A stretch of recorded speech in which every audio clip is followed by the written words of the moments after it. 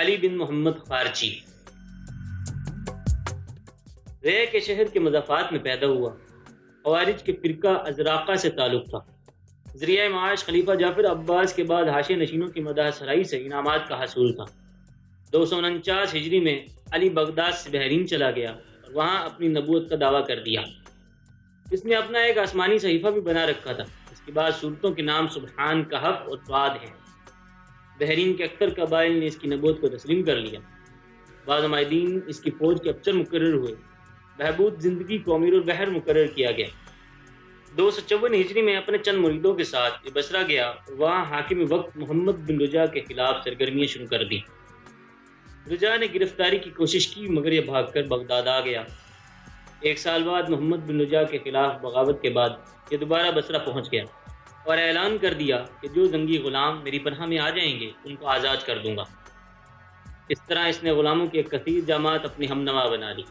اس جماعت کو ایک لشکر میں تبدیل کر کے جھوٹے نبی نے آس پڑوس میں ڈاکے مارنے شروع کر دیے۔ مسلسل 9 سال تک علی بن محمد کے جنگی لشکر کے سامنے بادشاہی لشکر آتے اور شکست کھا کر واپس چلے جاتے۔ اس دوران خطے میں فاقہ کشی اور جنگی تباہی و بربادی کا یہ عالم تھا کہ انسان کو کھا جاتے تھے۔ آخرکار خلیفہ نے اپنے بھتیجے ابو العباس کو لشکر دے کر زنگیوں کے مقابلے کے لیے بھیجا۔ ابو العباس نے کئی محاذوں پر علی بن محمد خارجی کے زنگیوں کو شکست سے دوچار کیا۔ جب جھوٹے نبی کو اس کی اطلاع ملی تو اس نے ساری فوجوں کو یکجا ہو کر حملے کا حکم دیا۔ اسی اثناء میں عباس کے والد کو بھی منصوبے کی اطلاع مل گئی اور وہ ایک بھاری لشکر کے ساتھ اپنے بیٹے سے آ ملے۔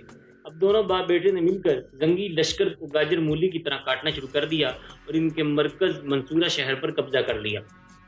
15 شعبان 268 ہجری کو موفق اپنے بیٹے ابو العباس کے ساتھ زنگیوں کو کاٹتے ہوئے ان کے شہر پناہ کے قریب پہنچ گئے جہاں کذاب علی بن محمد خارجی موجود تھا۔